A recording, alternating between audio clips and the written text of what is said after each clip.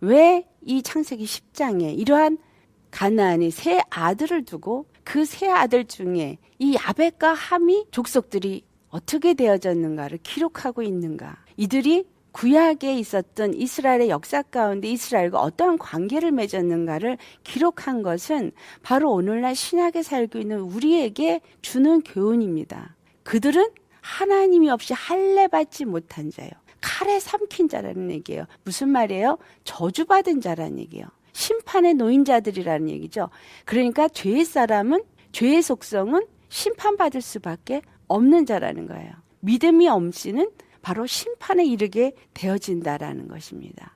그리고 그들은 할례받지 못한 심령들이 그와 같은 일을 하는데, 할례받은 내 백성아, 너희가 어찌하여 이와 같이 할례받지 못한 그 죄성, 바로 옛사람에게 돌아가서 그 옛사람이 가진 죄성을 따라서 끊임없이 그들과 연합하고 그들과 함께하며 그 죄성을 따라서 내 앞에 죄를 범하느냐라는 것을 우리에게 말씀하는 것입니다. 그러니까 어떤 일이 일어나요?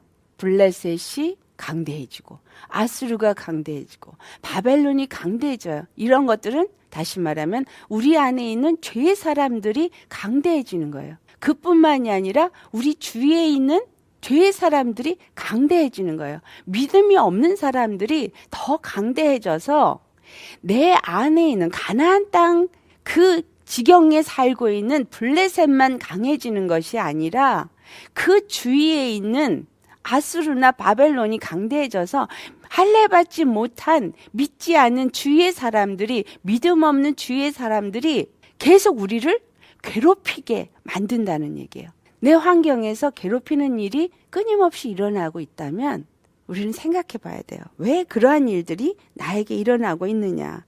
왜 끊임없이 나를 괴롭히고 나를 힘들게 하는 일들이 일어나느냐? 이것은 바로 내가 온전히 하나님 안에서 하나님을 나의 주로 섬기고 내가 정말 온전한 하나님의 이스라엘 백성으로서 살지 못하기 때문이라는 거예요. 분명히 그들과는 어떠한 계약도 맺지 말고 불쌍히 여기지도 말고 혼인하지도 말라 그랬거든요.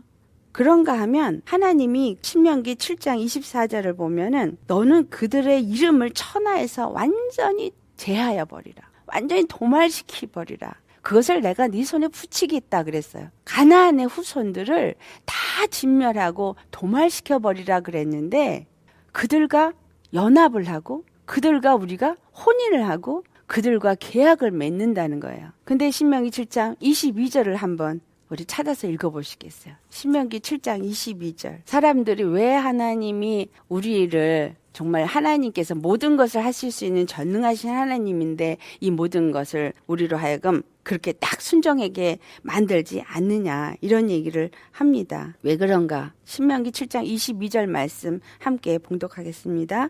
내 하나님 여호와께서 이 민족들을 내 앞에서 조금씩 쫓아내시리니 너는 그들을 급히 멸하지 말라. 들짐승이 번성하여 너를 해할까 하노라. 무슨 말이에요? 우리가 제 경험에 의하면 귀신에 사로잡혀서 고통하는 사람, 군대 귀신에 잡힌 사람을 쫓아줬어요. 그랬더니만 더 나빠졌어. 무슨 말이에요? 그들에게 믿음이 없고 말씀이 없으니까 그것을 온전히 거룩하게 킵할 수 있는 그 믿음이 없는 거예요. 그러니까 하나님이 어떻게 하는 거예요? 지금 이 신명기 7장 22절의 말씀처럼 천천히 쫓아낸다는 거예요. 갑자기 다 쫓아내버리면 그 안에 뭐가 있어야 되는데 하나님의 영이 있고 하나님의 생명이 있고 하나님의 빛이 있어야 되는데 말씀이 없으니까 빛이 있을 수가 없고 말씀이 없으니 성령이 그 안에 가득할 수가 없잖아요. 그러니까 하나님이 단번에 다 진멸시키지 않는다는 거예요. 그래서 조금씩 진멸하고 조금씩 쫓아내라는 거예요. 우리가 어떻게 조금씩 쫓아내요? 깨달아 알게 하셔요. 우리 안에 어떠한 죄성이 있는지 알게 해요. 누구를 통해서?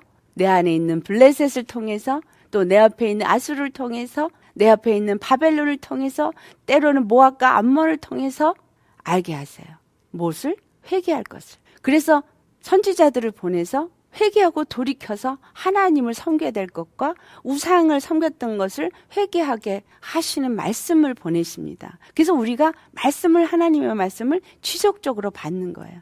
디모데전서 4장 5절에 기도와 말씀으로 너희가 거룩해진다. 그러니까 우리가 거룩해질 수 있는 것은 끊임없이 말씀 안에 내가 설 때에 그 말씀이 나에게 깨닫게 하고, 그리고 나로 하여금 기도할 때 회개케 하시고, 그리고 기도를 통해서 또 알게 하시고, 회개할 때 하나님의 영이 우리 가운데 임하시고 조금씩 우리 안에 거하는 가나안 7족을 내어 쫓게 하신다라는 거예요. 이 가나안 7족이 무엇이냐?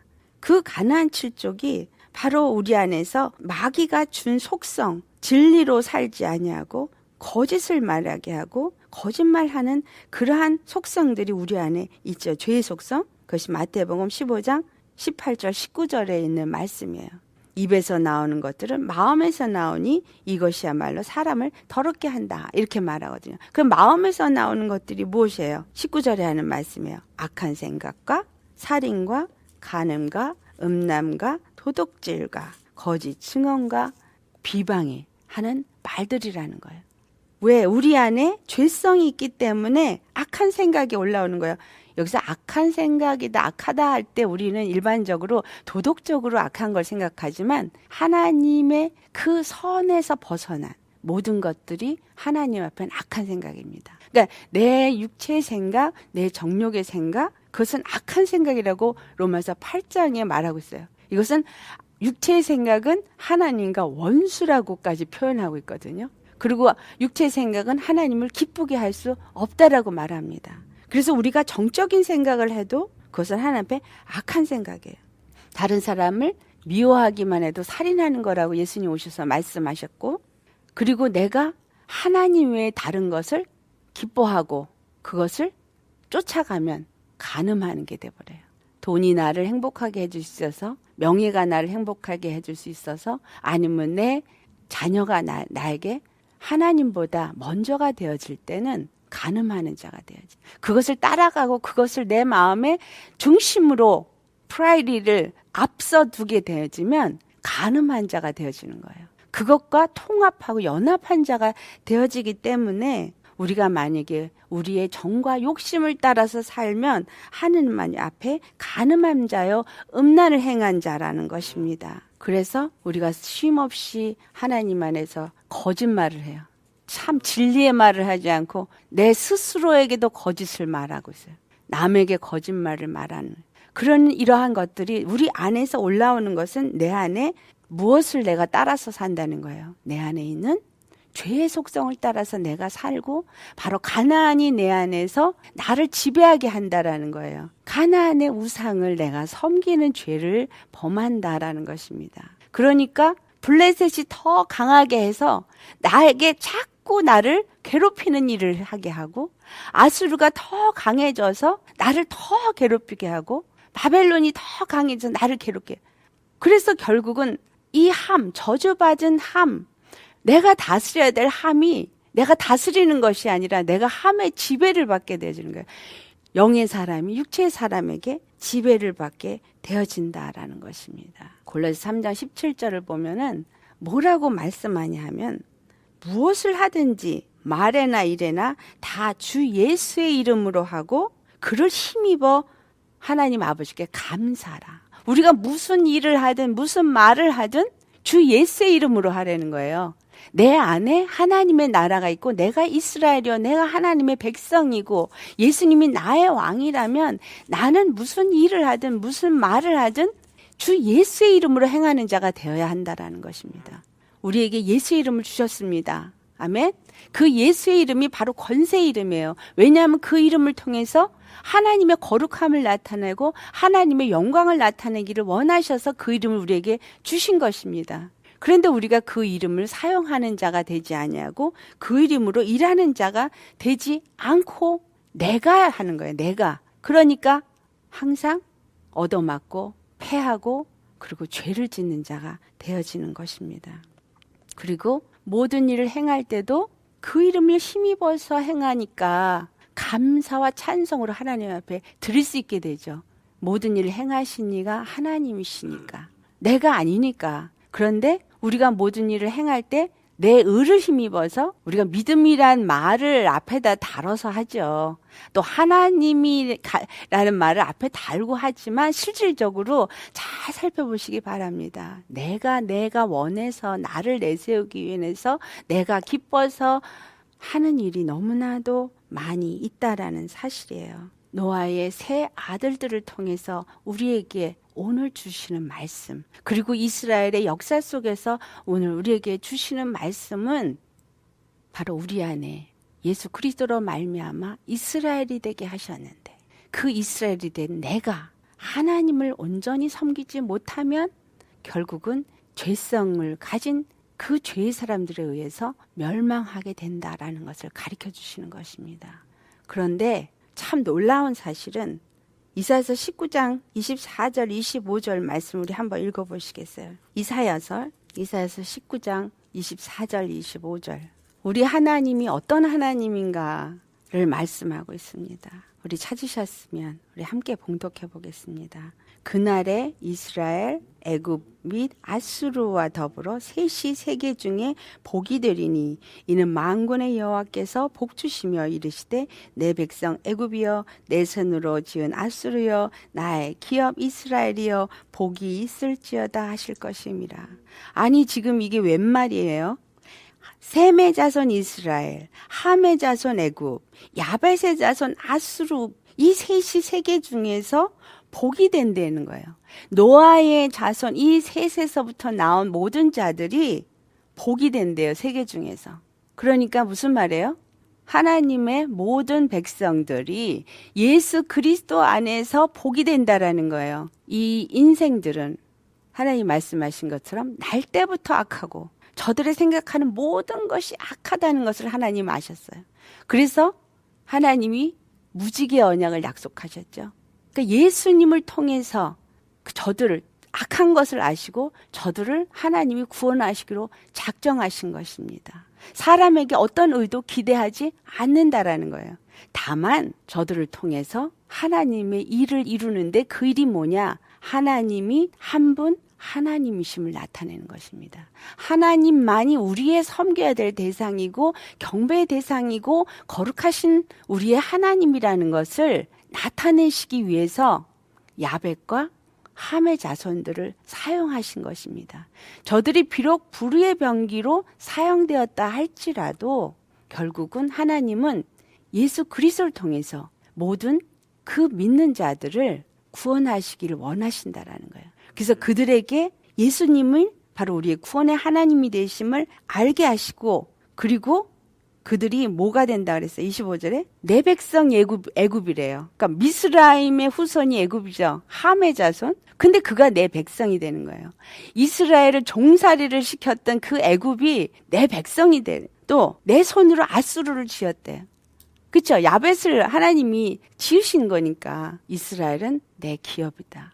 그런데 이 모든 자들이 다 복이 있게 하신다라는 거예요. 이 모든 역사들은 무엇을 이루시기 위함이에요?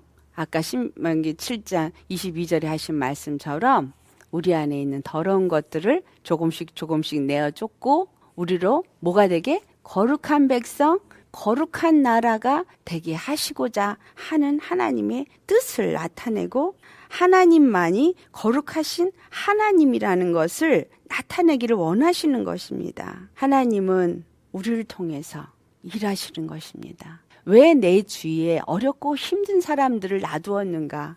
왜 내 주위 사람들이 끊임없이 나를 힘들게 하고 나를 핍박하고 나에게 고통을 주는 일들이 일어나고 있느냐? 그것은 바로 나의 문제다라는 거예요. 내게 문제가 있다라는 거예요. 그 사람들이 문제가 있는 것이 아니라 내가 온전히 하나님을 믿는 믿음을 갖지 못하기 때문에, 내가 온전히 하나님을 섬기는 믿음을 갖지 못하고 있기 때문에 내 안에 있는 모든 죄의 속성을 다 제거하고 나로 하나님의 거룩한 백성으로 세우기 위함이시다라는 것입니다. 아멘입니까? 하나님은 우리 안에서 우리를 거룩하게 하기를 원하십니다. 거룩하게 하시기 위해서 우리를 택하셨어요. 이스라엘을 택했지만 이스라엘만 택한 것이 아니라 그 주위에 이방인도 택했다. 그런데 이방인이나 유대인이나 예수 그리스도 안에서 하나가 되게 하신다. 무엇으로? 믿음으로. 그래서 갈라디아서 3장 26절의 말씀에 예수 그리스도를 믿음으로 우리가 하나님의 아들이 되어지고 그 다음에 세례를 받음으로 그리스도를 옷 입은 자가 되어지고 그래서 유대인이나 헬라인이나 모두가 차별이 없이 하나님 안에서 한 백성이 되어지고 29절의 말씀 아브라함의 유업을 이을 자가 되게 하신다라는 것입니다. 그래서 바로 하나님이 말씀하신 것처럼 애굽이 내 백성이고 아수르가 내 손으로 지었고 그리고 이스라엘은 나의 기업이다. 이 셋이 다 하나님의 복을 받은 자가 된다. 이것은 예수 그리스도 안에서 모든 자들이 구원을 얻게 되어진다라는 것입니다. 그러나 그 구원을 온전히 이루게 하시기 위해서 야벳과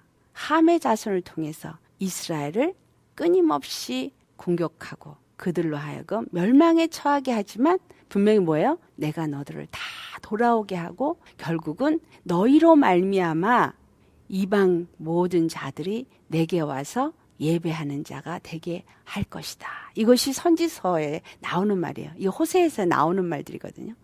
이방들이 다 예루살렘에 와서 하나님 앞에 예배하도록 내가 하겠다라는 그 예언의 말씀을 주신 것은 바로 예수 그리스도 안에서 모든 자들이 구원을 받게 될 것을 말씀하는 것입니다. 그래서 우리가 할 일은 뭐예요? 바로 예수님 안에서 내가 모든 자들이 하나님 앞에 나와서 예배할 수 있도록 나타내는 거죠. 하나님을 나타내는 거예요. 하나님을 나타내서 하나님으로 하여금 하나님이 되심을 나타내게 하는 것. 그것이 바로 우리가 예수 그리스도 안에서 택함을 받은 자다. 그 받은 뜻이다. 에베소 1장 4절의 말씀에 창세전에 그리스도 안에서 우리를 택하사 우리로 사랑 안에서 그 앞에 거룩하고 흠이 없게 하시려고 그 기쁘신 뜻대로 우리를 예정하사 예수 그리스도로 말미암아 자기의 아들들이 되게 하셨다. 아멘. 바로 이 노아의 세 자손 함과 야벳과 셈의 이야기들은 오늘 우리에게 믿는 자들이 어떻게 살아야 될지를 얘기하는 것입니다. 그래서 구약의 나라와 백성과 민족과 그들의 방언들은 결국은 우리에게 어떠한 삶을 살아야 될지를 말합니다. 아멘.